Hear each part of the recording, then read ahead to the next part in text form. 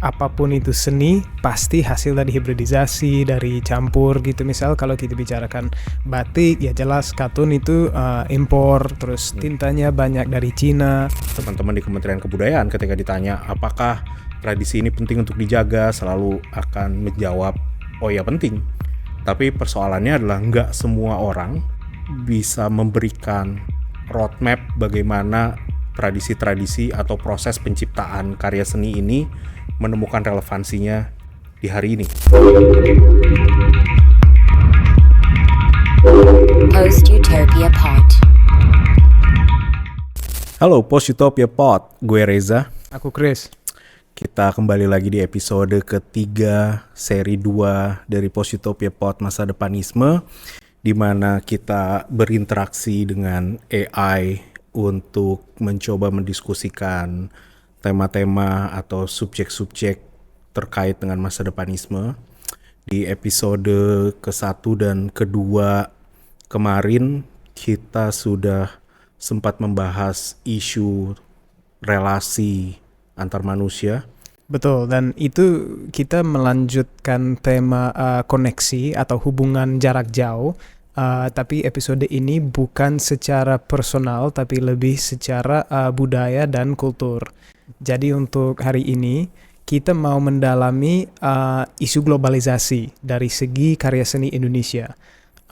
Jadi kita tanya dulu sama AI, secara singkat, apakah globalisasi ini memberi kesempatan untuk karya seni Indonesia mendunia dan mengklaim ruang tersendiri di antara semua karya seni global, ataupun mengancam kehilangan kearifan lokal Indonesia dengan terlalu campur sama tradisi luar negeri?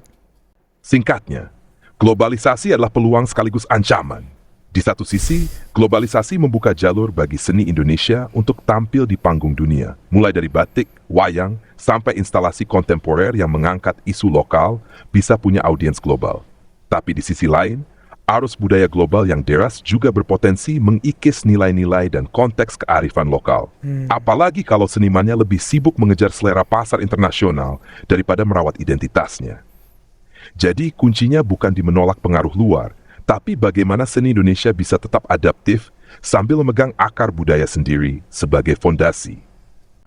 Jawabannya menurut gue lumayan cukup, apa istilahnya ya, diplomatis. Dan kayaknya itu jawaban-jawaban yang sering kita temui dimanapun ketika ditanya pentingnya budaya kita dan segala macam. Jadi sebenarnya jawabannya relatif tidak mengundang kontroversi sih sebenarnya. Yeah. Dan kurang, menurutku jadi kurang bumbu. karena apa namanya? Karena kayaknya menurut gue, again ya, lagi-lagi menurut gue yang sangat menarik dari kita kan selalu berbicara tentang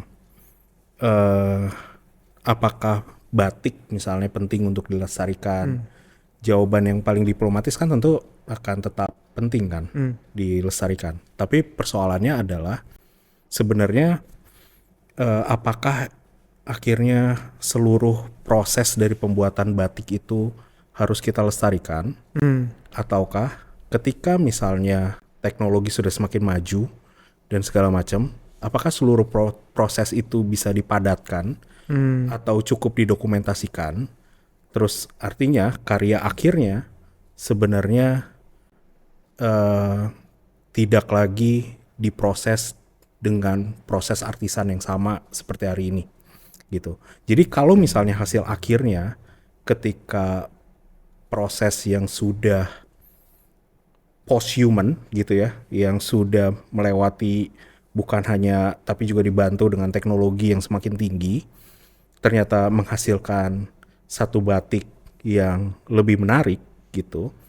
Apakah seluruh proses itu masih penting untuk dilestarikan, atau kita hanya berorientasi pada oh ini ternyata outputnya menarik ya gitu terus? Ya, sebenarnya salah satu hal dalam jawaban AI itu yang menurutku lumayan penting. Dia bilang apakah konteks bisa dilestarikan, dan itu pertanyaan yang sangat dalam ya. Seberapa penting konteks dalam dunia seni? Karena misal kalau kita hanya lihat seni sebagai produk keluarannya, ya sebagaimanapun kita menciptakan produk, sudah yang penting hasil. Tapi apakah misal kalau kita lihat orang main gamelan di luar negeri, oke, keren, mereka lihat ada gong. Nah, apakah gamelan itu hanya seputar bunyinya gong, atau berbeda kalau kita hadir ke acara di keraton di sini, apakah itu punya makna yang berbeda gitu? Misal, kalau sekarang banyak genre-genre musik yang sudah mendunia, indie, rock, atau lain sebagainya, itu kan orang-orang Indonesia tidak akan merasa kayak, wah, aku lagi main musik bergaya Inggris nih, walaupun mungkin indie ya asal dari sana, atau ya dari mana, aku nggak mau ngeklaim indie, tapi pokoknya nanti kalau tiba-tiba ada band di Prancis yang pernah dengar performan gamelan di festival, tapi dia nggak tahu itu asli dari Jawa atau dari Indonesia, dia hanya dengar suaranya, terus dia ngambil untuk lagunya dia sendiri. Apakah itu karena hilang konteks, juga hilang esensi dari karyanya, atau malah mendunia? Itu tujuan atau enggak? Misal kalau kita mencari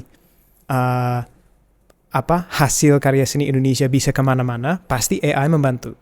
Pasti, karena kita bisa produksi jauh lebih banyak, jauh lebih cepat, bisa sebar secara digital, lain sebagainya. Tapi oke, kita coba tanya sama AI lagi. Secara singkat, menurut AI kamu sendiri, apakah dirimu sendiri, AI, mampu melestarikan atau melanjutkan tradisi, atau hanya duplikasinya? Secara jujur, AI sekuat apapun cuma bisa menduplikasi, merekam, dan meniru tradisi, bukan benar-benar melanjutkan dalam makna hidupnya. Meniru. Tradisi lahir dari pengalaman manusia, rasa, konteks sosial, dan makna turun-temurun yang hidup di komunitas. AI bisa membantu melestarikan wujudnya, memperkenalkannya ke dunia, bahkan mengolahnya jadi bentuk baru. Tapi, ruh tradisi itu tetap milik manusia. Ya, jadi mungkin aku bisa lanjut tanya sama kamu sendiri. Apakah tujuan, atau kita bisa bilang bahwa tradisi karya seni Indonesia berhasil jika diadopsi menjadi dunia global, baik lewat digital atau apa, sehingga siapapun merasa bahwa wah, ini budaya manusia, ini budaya kita se-manusia gitu, sehingga dia nyaman aja pinjam bagian ini atau niru seperti ada di AI itu, atau itu jadi buruk? Kalau menurut kamu sendiri? Menurut gue sebenarnya pada akhirnya yang akan banyak berpengaruh lagi-lagi adalah bagaimana sebenarnya proses-proses yang tadi atau konteksnya tadi bisa dikemas sehingga tetap relevan dengan apa yang kita butuhkan di hari ini. Aku pikir sebenarnya kuncinya tuh adalah bagaimana menjaga relevansi itu, gitu. Jadi aku pikir dan banyak hal hari ini yang justru kan sekarang kita punya problem di masalah bagaimana transmisi pengetahuan dari generasi yang tua kepada generasi berikutnya. Gue bisa ngambil begitu banyak contoh dalam budaya pangan juga begitu gitu. Ada gap di mana transmisi pengetahuan itu sulit dilakukan karena kita nggak bisa menjaga relevansi itu.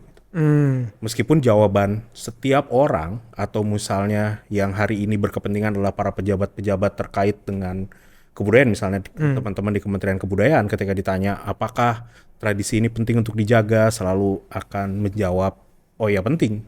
Tapi persoalannya adalah nggak semua orang bisa memberikan roadmap bagaimana tradisi-tradisi atau proses penciptaan karya seni ini menemukan relevansinya di hari ini gitu. Dan itu juga akan selalu menjadi masalah di masa depan. Oke, jadi aku ada contoh buat kamu ini.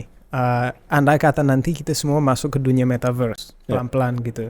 Terus ya mungkin pengrajin batik yang kemampuan ngebatik itu sangat bagus, luar biasa, tapi dia gaptek. Ada kemungkinan terjadi. Sehingga atau gamelan juga bisa kita bilang. kapan waktu ada seseorang yang mengarsipkan banyak karya batik sehingga nanti kita bisa bertanya, wah mohon ChatGPT membuat aku suatu motif batik yang sangat cocok buat pernikahan, aku sukanya A B C D E atau apa, atau kayak aku mau ada buka acara tertentu, jadi buatlah buat aku motif yang cocok. Nah itu mengatasi masalah itu enggak sih? Sehingga transmisi pengetahuan bisa melalui AI atau teknologi digital daripada harus diarsipkan dalam hanya satu otak orang saja. Iya, ya menurut gue sangat bisa membantu ya. Dan juga sebenarnya kita sebenarnya juga harus jadi sebenarnya variabelnya juga cukup banyak sih Chris menurut gue ya. Karena selain juga kita misalnya kita kan juga nggak tahu ya AI-nya sendiri, meskipun ini ada banyak kontroversi gitu, misalnya hari ini sebenarnya banyak orang yang sudah mulai beralih kepada AGI gitu ya, di mana proses berpikirnya akan jauh lebih seperti manusia dibanding AI yang kita gunakan hari ini. Yeah. Gitu. Bagaimana teknologi ini bertransformasi juga akan menjadi variabel lain terhadap bagaimana proses penciptaan karya seni ini terjadi gitu.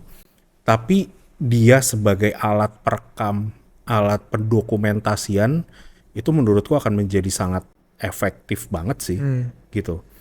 Cuma masalahnya nanti kesenjangan sosialnya akan tetap ada gitu. Di mana nanti proses penciptaan yang pure manusia akan menjadi sebuah produk artisan yang bahkan bisa terjadi hyper komodifikasi terhadap barang-barang itu, sehingga dia hanya bisa diakses oleh orang-orang yang memang punya kekayaan, dan proses penciptaan karya seni yang sudah hybrid antara proses manusia dan mesin dan teknologi akan menjadi produk massal yang sebenarnya bisa diakses oleh orang-orang yang nggak punya kuasa dan kekayaan. Jadi sebenarnya ujung-ujungnya masih terserah atau masih tergantung pendapat orangnya. Apakah yang penting yang dibuat adalah karya seni yang benar? Misalnya kayak kita kadang-kadang lihat orang pakai baju batik tapi justru bukan batik, malah tenunan. Atau di sisi satunya kayak ya kadang-kadang aku lihat di video nuansa Jawa orang pakai motif yang seharusnya hanya buat kelas bangsawan lain sebagainya, dan banyak yang salahin itu bisa diatasi malah dengan ada pengarsipan perekaman ini yang didukung oleh teknologi, sehingga kita lebih paham seharusnya. Tapi hilang mungkin satunya yang lebih susah didefinisikan, yang konteks ada seseorang yang membuat ini dengan apa namanya, rasanya, dengan rohnya dia sendiri gitu. Terus ya mungkin itu kita bisa tanya terakhir sama AI ini. Apakah nanti misal di dunia yang makin digital atau makin homogen secara globalisasi, apakah ciri khas lokal lebih mungkin menjadi suatu komoditas yang dihargai banget sebagai identitas atau yang alat membedakan kita dari orang lain, atau malah itu nanti jadi hanya salah satu antara pilihan menu yang semua orang bisa akses sehingga hilang identitasnya? Secara singkat, di dunia yang makin digital dan homogen, ciri khas lokal bisa jadi dua hal sekaligus. 1. Komoditas mahal yang dicari karena langka dan autentik sebagai penanda identitas di tengah keseragaman. Tapi juga bisa tergerus jadi sekadar opsi di katalog global, kehilangan konteks dan makna asalnya karena semua orang bisa akses tanpa tahu akar budayanya. Jadi nasibnya tergantung siapa yang pegang dan bagaimana identitas lokalnya menjaga makna di balik bentuknya. Berarti kesimpulannya tetap menurutku ini aspeknya politis sih. Siapa yang bisa merebut keotentikan dan proses penciptaan itu di tengah dunia yang semakin hybrid gitu. Jadi ya nggak jauh-jauh dari apa yang terjadi hari ini sih. Politik budaya tuh tetap menentukan bagaimana budaya itu dikonsumsi oleh masyarakat luas. Ya, dan jangan kita lupa sebenarnya udah lama apapun itu seni pasti hasil dari hibridisasi, dari campur gitu. Misal kalau kita bicarakan batik, ya jelas katun itu impor, terus tintanya banyak dari Cina. Motif-motif juga kan antara pesisiran sama pedalaman berbeda karena pengaruh budaya luar. Gamelan juga kan, gongnya juga ada hubungan sama negara-negara yang lain. Jadi mungkin itu kita tanya sama audiensi ya, kalau menurut kalian untuk melestarikan tradisi seni budaya Indonesia, apakah itu harus dijaga terpisah sebagai suatu hal yang utuh, atau malah cara terbaik untuk melestarikannya diglobalisasikan, dicampurkan dengan karya-karya dari peradaban yang lain sehingga jadi hibrid masa ini dan ke depan? Gitu. Ya,